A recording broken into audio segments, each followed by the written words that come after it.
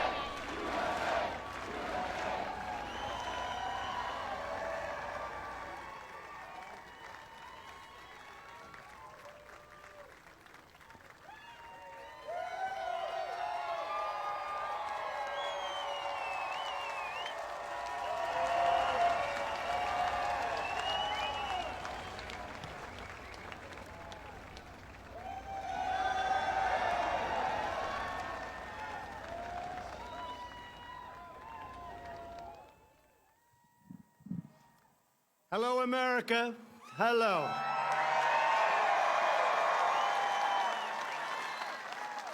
The First Lady and I wish each and every one of you a happy Independence Day on this truly historic 4th of July. Today we come together as one nation with this very special salute to America. We celebrate our history, our people, and the heroes who proudly defend our flag, the brave men and women of the United States military. We are pleased to have with us Vice President Mike Pence and his wonderful wife, Karen.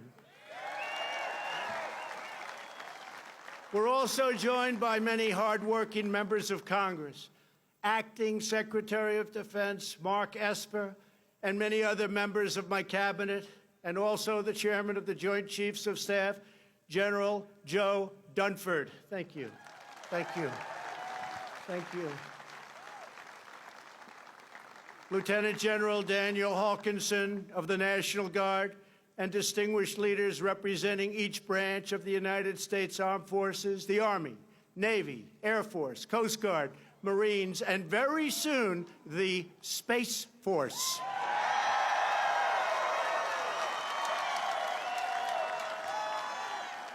As we gather this evening, in the joy of freedom, we remember that all share a truly extraordinary heritage. Together, we are part of one of the greatest stories ever told, the story of America. It is the epic tale of a great nation whose people have risked everything for what they know is right and what they know is true. It is the chronicle of brave citizens who never give up on the dream of a better and brighter future. And it is the saga of 13 separate colonies that united to form the most just and virtuous republic ever conceived. On this day, 243 years ago, our founding fathers pledged their lives, their fortunes, and their sacred honor to declare independence and defend our God-given rights.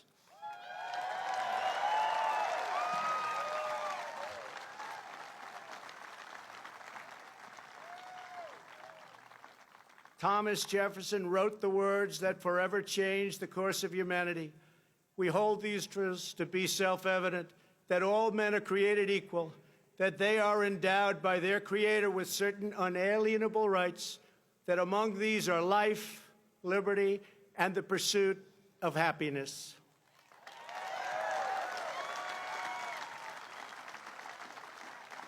With a single sheet of parchment and 56 signatures, America began the greatest political journey in human history. But on that day, the patriots who would determine the ultimate success of the struggle were 100 miles away in New York. There, the Continental Army prepared to make its stand, commanded by the beloved General George Washington.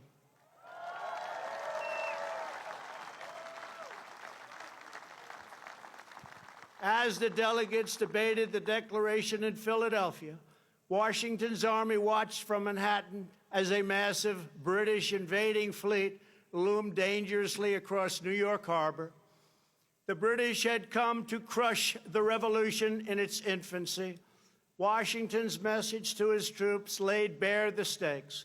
He wrote, "The fate of unborn millions will now depend under God on the courage and conduct of this army. We have therefore to resolve to conquer or die."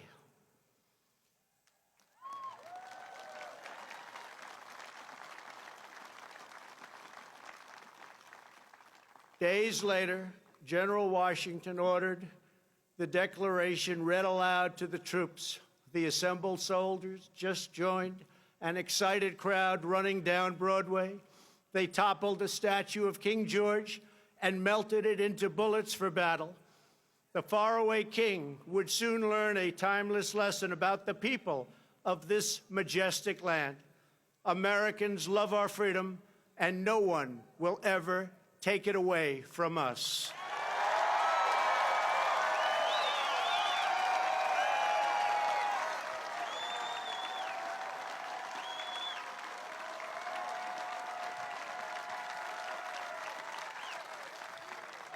That same American spirit that emboldened our founders has kept us strong throughout our history.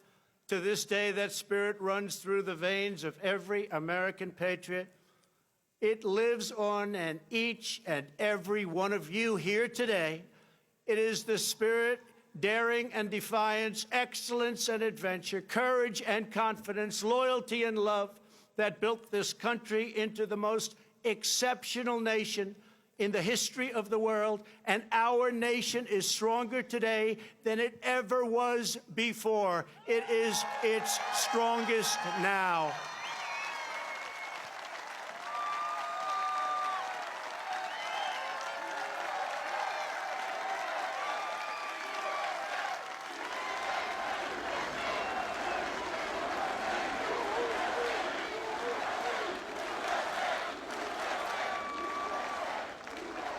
That same righteous American spirit forged our glorious Constitution. That rugged American character led the legendary explorers Lewis and Clark on their perilous expedition across an untamed continent. It drove others to journey west and stake out their claim on the wild frontier. Devotion to our founding ideals led American patriots to abolish the evil of slavery, secure civil rights, and expand the blessings of liberty to all Americans.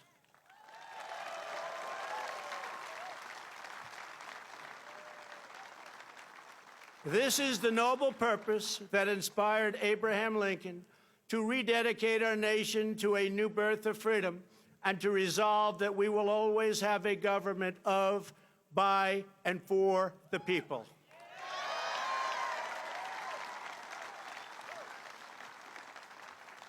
Our quest for greatness unleashed a culture of discovery that led Thomas Edison to imagine his light bulb, Alexander Graham Bell to create the telephone, the Wright brothers to look to the sky and see the next great frontier. For Americans, nothing is impossible.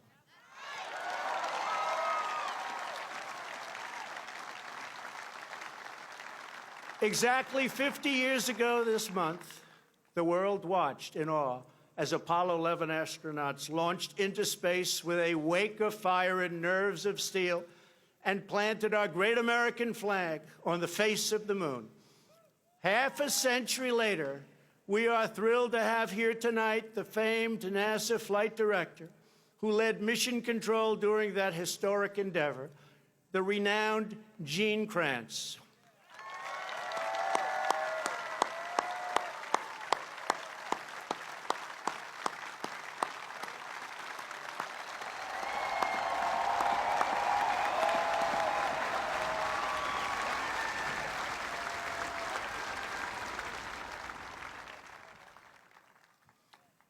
Gene, I want you to know that we're going to be back on the moon very soon, and someday soon we will plant the American flag on Mars.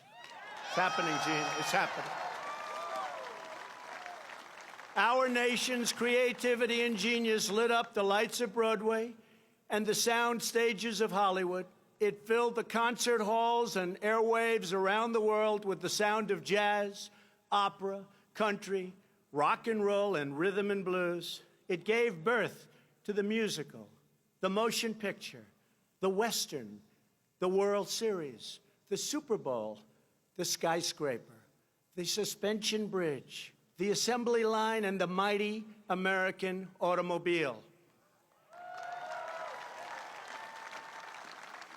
It led our citizens to push the bounds of medicine and science to save the lives of millions. Here with us this evening is Dr. Emanuel Freireich. When Emanuel began his work, 99% of children with leukemia died. Thanks largely to Dr. Freireich's breakthrough treatments, currently 90% of those with the most common childhood leukemias survive. Doctor, you are a great American hero. Thank you.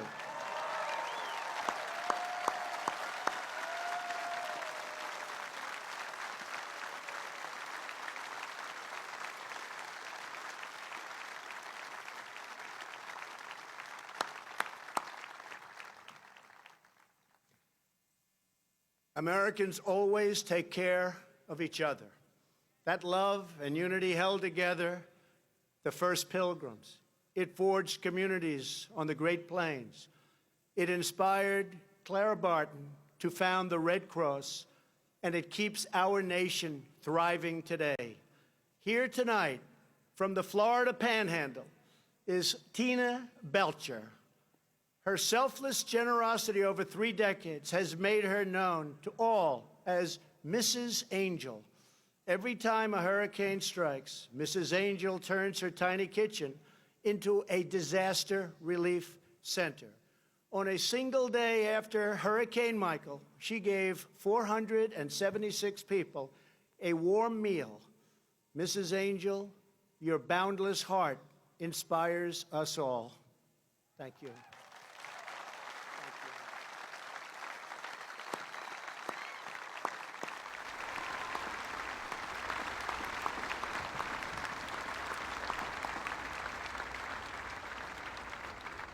Thank you very much. From our earliest days, Americans of faith have uplifted our nation. This evening, we are joined by Sister Deirdre Byrne. Sister Byrne is a retired Army surgeon who served for nearly 30 years. On September 11, 2001, the sister raced to Ground Zero. Through smoke and debris, she administered first aid and comfort to all. Today, Sister Byrne runs a medical clinic serving the poor in our nation's capital. Sister, thank you for your lifetime of service. Thank you.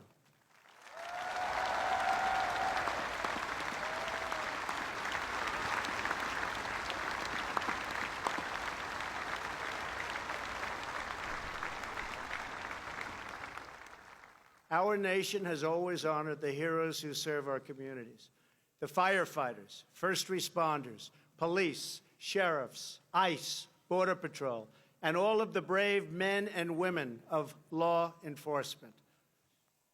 On this July 4th, we pay special tribute to the military service members who laid down their lives for our nation. We are deeply moved to be in the presence this evening of Gold Star families whose loved ones made the supreme sacrifice. Thank you. Thank you.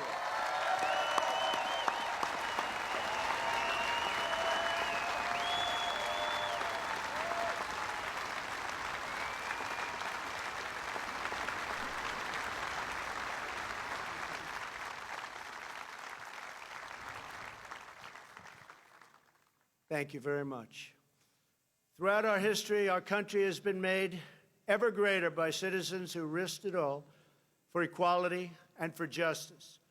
100 years ago this summer, the women's suffrage movement led Congress to pass the constitutional amendment giving women the right to vote.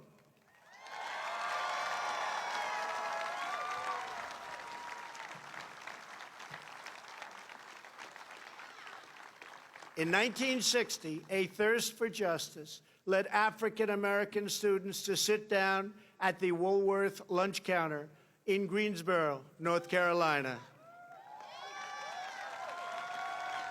It was one of the very first civil rights sit-ins, and it started a movement all across our nation.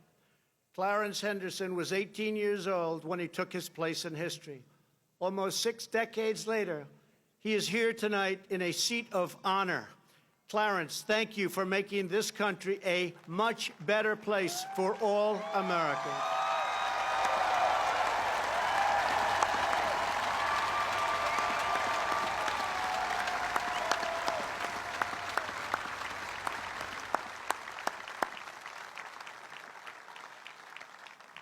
In 1963, Reverend Martin Luther King Jr. stood here on these very steps and called on our nation to live out the true meaning of its creed and let freedom ring for every citizen all across our land. America's fearless resolve has inspired heroes who defined our national character, from George Washington, John Adams, and Betsy Ross to Douglas, Frederick Douglass, the great Frederick Douglass, Harriet Tubman, Amelia Earhart, Douglas MacArthur, Dwight Eisenhower, Jackie Robinson, and, of course, John Glenn. It has willed our warriors up mountains and across minefields. It has liberated continents, split the atom, and brought tyrants and empires to their knees. Here with us this evening is Earl Morse. After retiring from the Air Force, Earl worked at a VA hospital in Ohio. Earl found that many World War II veterans could not afford to visit their memorial on the National Mall.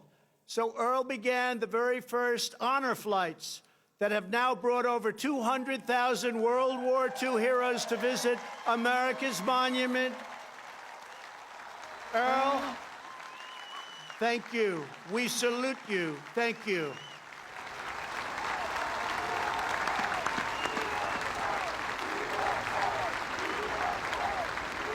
Thank you. Thank you. Thank you. Our warriors from a hallowed roll call of American patriots running all the way back to the first souls who fought and won American independence. Today, just as it did 243 years ago, the future of American freedom rests on the shoulders of men and women willing to defend it. We are proudly joined tonight by heroes from each branch of the U.S. Armed Forces, including 3 recipients of the Congressional Medal of Honor. Thank you.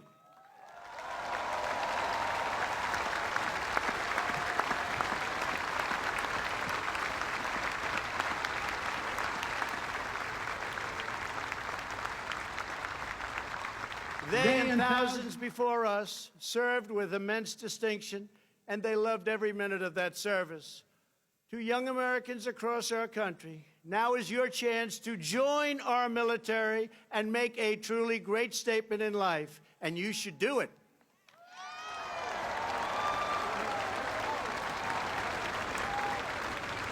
We will now begin our celebration of the United States Armed Forces, honoring each branch's unique culture, rich history, service song, and distinct legacy.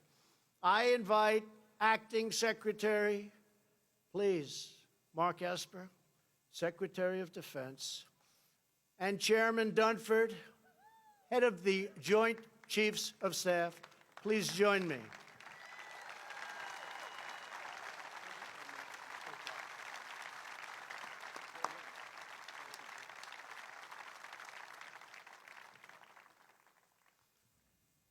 In August of 1790, by request of George Washington and Alexander Hamilton, Congress established a fleet of 10 swift vessels to defend our shores.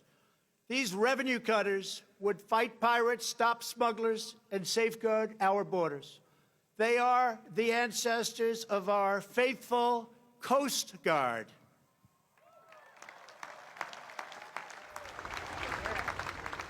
When our ships were seized and sailors kidnapped by foreign powers in 1812, it was a revenue cutter, the swift schooner Thomas Jefferson, that swept in to capture the first British vessel of the war. In 1897, when 265 whalers were trapped in ice and the ice fields of Alaska were closing up, courageous officers trekked 1,500 miles through the frozen frontier to rescue those starving men from certain death. In 1942, the Coast Guard manned landing craft for invasions in the Pacific when the enemy attacked U.S. Marines from the shores of Guadalcanal. Coast Guard Signalman First Class Douglas Munro used his own boat to shield his comrades from pounding gunfire.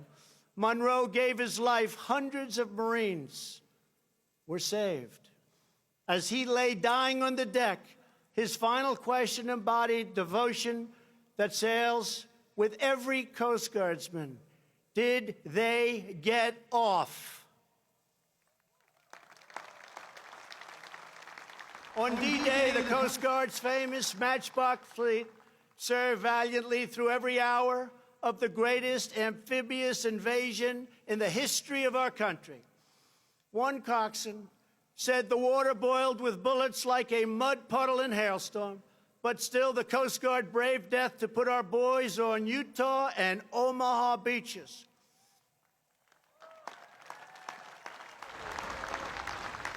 Every Coast Guardsman is trusted to put service before all.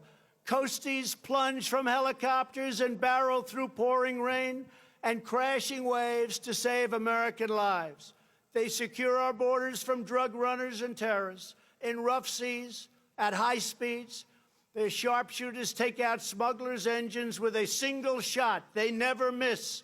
When the red racing stripes of a Coast Guard vessel break the horizon, when their chopper blades pierce the sky, those in distress know that the help is on their way, and our enemies know their time has come.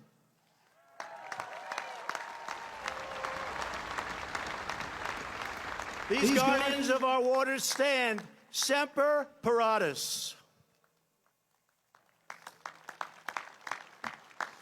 They are always ready. They are the United States Coast Guard. Representing the Coast Guard today, you will soon see an HH-60 Jayhawk helicopter based at Coast Guard Air Station Clearwater, along with an HH-65 Dolphin from Air Station Atlantic City and an HC-144 Ocean Sentry from Air Station Miami.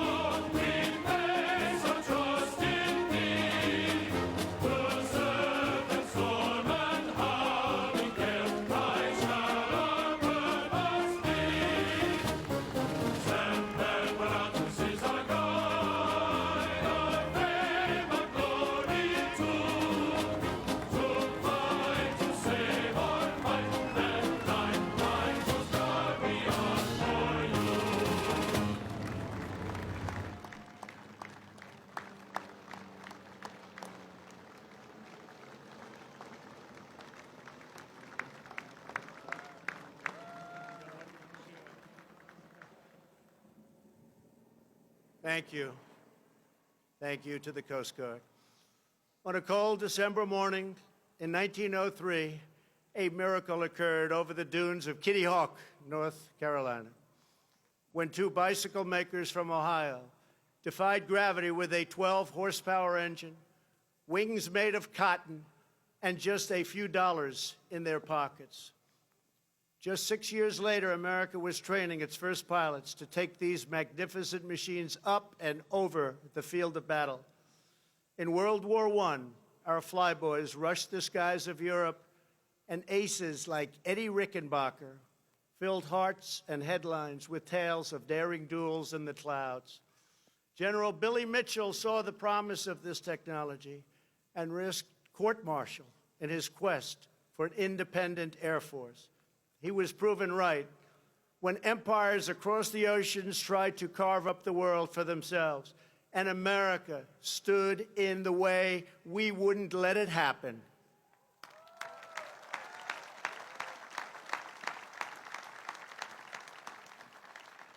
After Pearl Harbor, Lieutenant Colonel James Doolittle and his raiders flew B-25 bombers off a carrier deck in the deep Pacific in a daring feat of American resolve.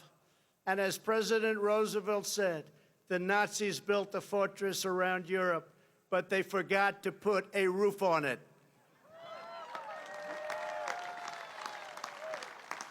So we crushed them all from the air.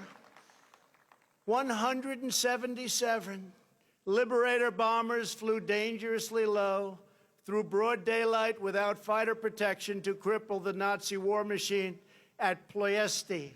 More than 300 airmen gave their lives to destroy the enemy oil refineries, and 5 pilots were awarded the Congressional Medal of Honor for their actions in that single raid. It was Airman Chuck Yeager who first broke the sound barrier.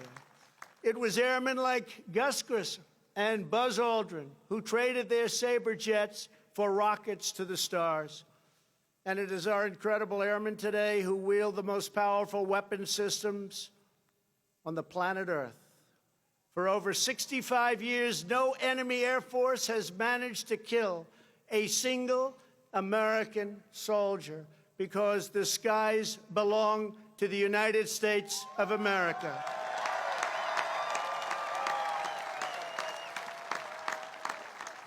No enemy has attacked our people without being met by a roar of thunder and the awesome might of those who bid farewell to earth and soar into the wild blue yonder.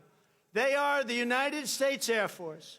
Representing the Air Force, you will soon see beautiful, brand new F-22 Raptors from Langley Air Force Base in Virginia,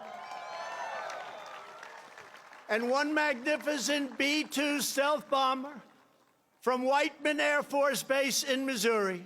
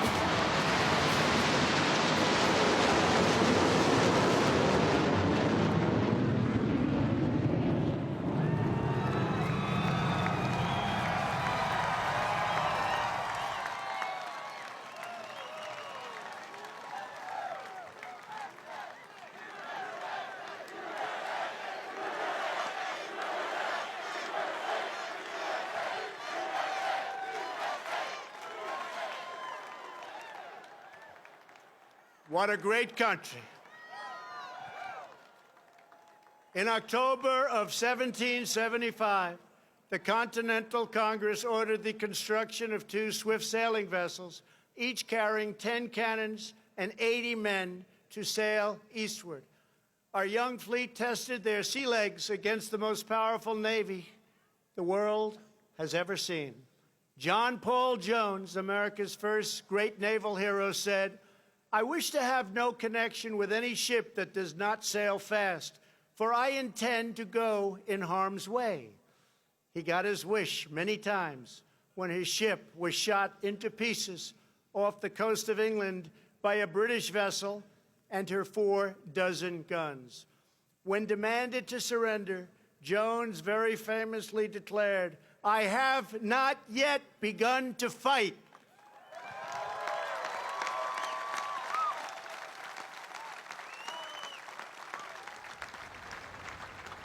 When our Navy begins fighting, they finish the job. The War of 1812, Captain James Lawrence fell with his brothers on the USS Chesapeake. His dying command gained immortality. Don't give up the ship. In the Battle of Mobile Bay, Admiral David Farragut lashed himself to the rigging of his flagship to see beyond the cannon smoke, crying, "Damn the torpedoes, full speed ahead." In World War II, it was aviators launched from the carrier Enterprise, Hornet, Yorktown, who filled the skies of Midway and turned the tide of the Pacific War. Nobody could beat us. Nobody could come close. On D-Day, CB engineers came ashore to destroy blockades and barriers, making way for the invasion. Many lost their lives, but they took the German defenses with them, and our men crushed upon the beaches like a mighty storm. From the naval demolition units of World War II arose a force that became famous in the Mekong Delta. They don't want to see our force again. The very best of the very best, the Navy SEALs.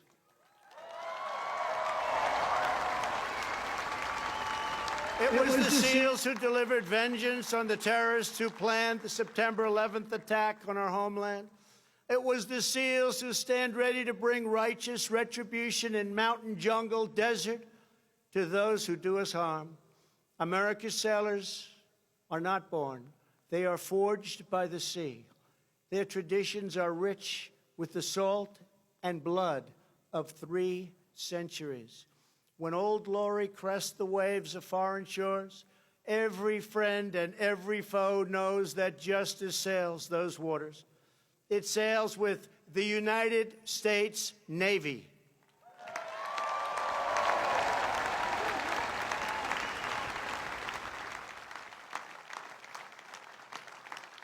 Representing our great Navy today will be 2 F-18 Super Hornets from Naval Air Station Oceana in Virginia, along with 2 F-35 Lightnings from Naval Air Station Lemoore in California.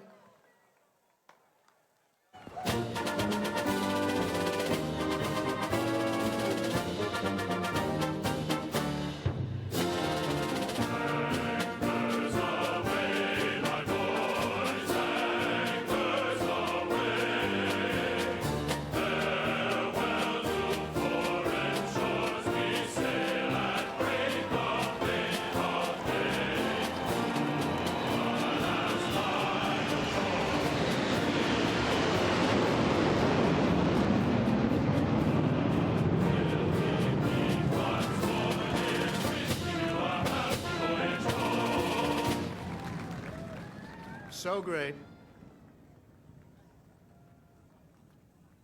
In November of 1775, the Continental Congress created 2 battalions of a new kind of warrior, one who kept and would protect our ships and sailors and be at home both ashore and in the mast with musket in hand. Their versatility was proven in the War of Independence when 234 Continental Marines conducted their first amphibious raid, capturing the British supply of gunpowder and cannons at Fort Nassau. Ever since, Marines have fought in every American war. Their legend has grown and grown and grown with each passing year. It was the Marines who won America's first overseas battle, vanquishing Barbary pirates on the shores of Tripoli. Their high, stiff collar, which shielded them from the pirate's sword, earned them the immortal name Leatherneck.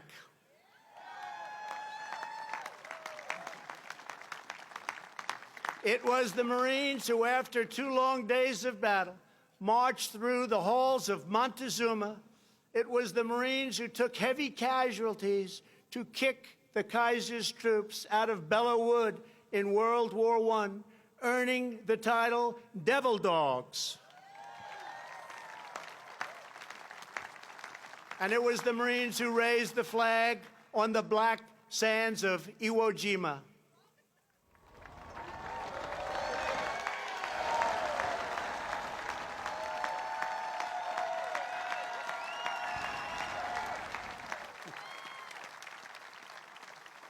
From the Chosin Reservoir to Quezon, from Helmand to Baghdad, Marines have struck fear into the hearts of our enemies and put solace into the hearts of our friends.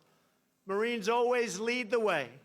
After the 1983 Marine barracks bombing in Beirut, which claimed the lives of 241 great U.S. servicemen, Marine Sergeant Jeffrey Nashton lay in bandages, so badly wounded, barely alive. When the commandant of the Marine Corps came to visit his hospital, Sergeant Nashton had to feel for the general's collar. He wanted to feel his 4 stars. He could not see and he could not speak. He signaled for pen and paper, and with shaking hand he wrote 2 words, Semper Fi.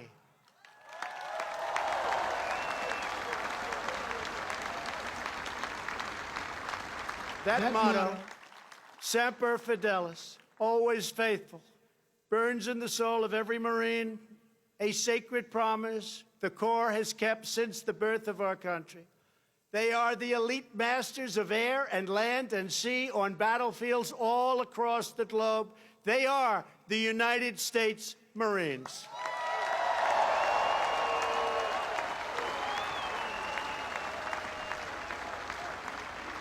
Representing the Marine Corps today will be a brand new VH-92, soon to serve as Marine One,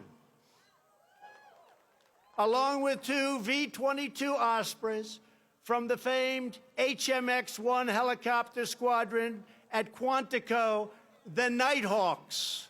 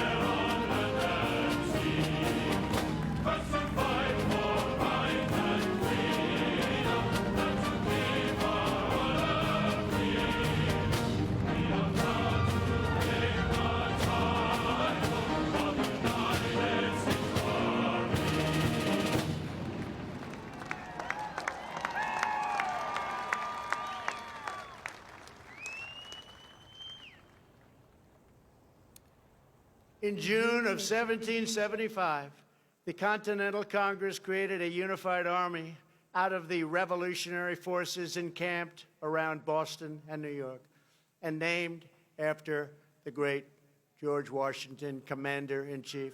The Continental Army suffered a bitter winter of Valley Forge, found glory across the waters of the Delaware, and seized victory from Cornwallis of Yorktown. Our Army manned the airport. It ran the ramparts. It took over the airports. It did everything it had to do. And at Fort McHenry, under the rocket's red glare, it had nothing but victory. And when dawn came, their star-spangled banner waved defiant. At Shiloh, Antietam, and Gettysburg, our soldiers gave the last full measure of devotion for the true unity of our nation and the freedom of all Americans.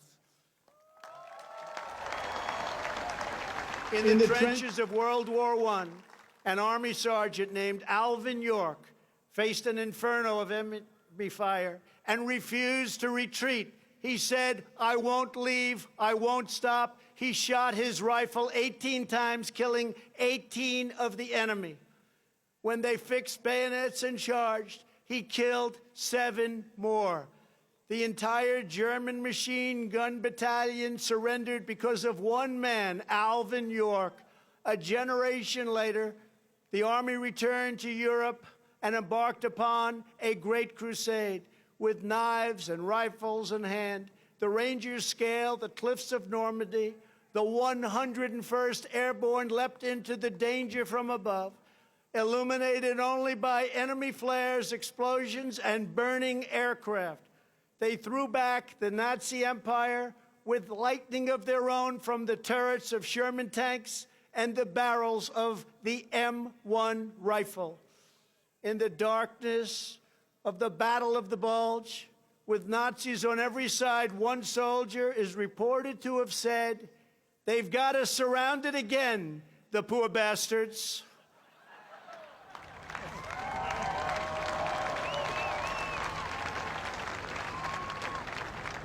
Outnumbered American warriors fought through the bunkers of Pork Chop Hill and held the line of civilization in Korea.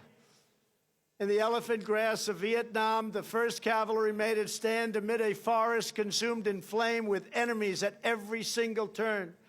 The Army brought America's righteous fury down to al-Qaeda in Afghanistan and cleared the bloodthirsty killers from their caves. They liberated Fallujah and Mosul and helped liberate and obliterate the ISIS caliphate just recently in Syria, 100% gone.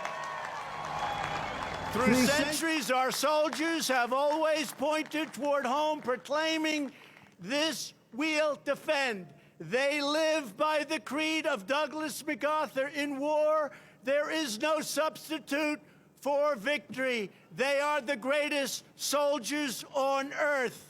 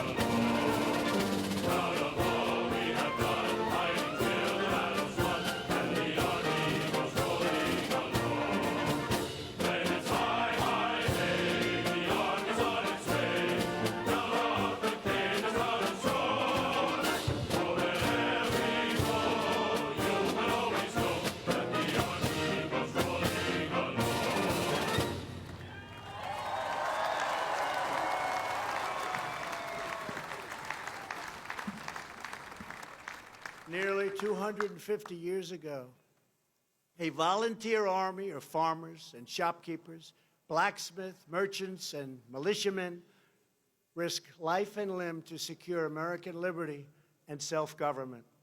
This evening, we have witnessed the noble might of the warriors who continue that legacy. They guard our birthright with vigilance and fierce devotion to the flag and to our great country. Now we must go forward as a nation with that same unity of purpose. As long as we stay true to our cause, as long as we remember our great history, as long as we never, ever stop fighting for a better future, then there will be nothing that America cannot do.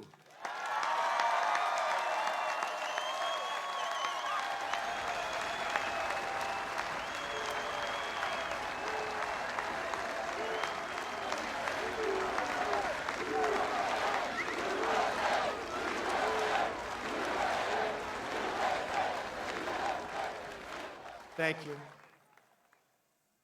We will always be the people who defeated a tyrant, crossed a continent, harnessed science, took to the skies, and soared into the heavens, because we will never forget that we are Americans and the future belongs to us.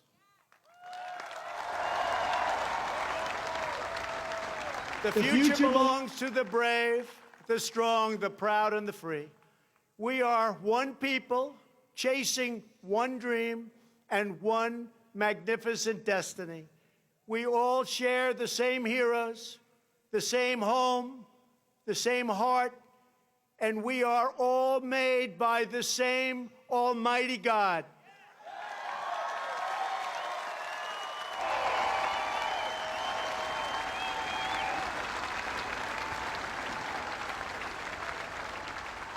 From the banks of the Chesapeake to the cliffs of California, from the humming shores of the Great Lakes to the sand dunes of the Carolinas, from the fields of the heartland to the Everglades of Florida, the spirit of American independence will never fade, never fail, but will reign forever and ever and ever. So once more, to every citizen throughout our land, have a glorious Independence Day. Have a great 4th of July. I want to thank the Army Band, the National Park Service, the Interior Department, the incredible pilots overhead, and those who are making possible the amazing fireworks display later this evening. Now, as the band plays the Battle Hymn of the Republic, I invite the First Lady, Vice President and Mrs. Pence, the service secretaries and military leaders to join me on stage for one more salute to America by the famous, incredible, talented Blue Angels. God bless you, God bless the military, and God bless America. Happy 4th of July.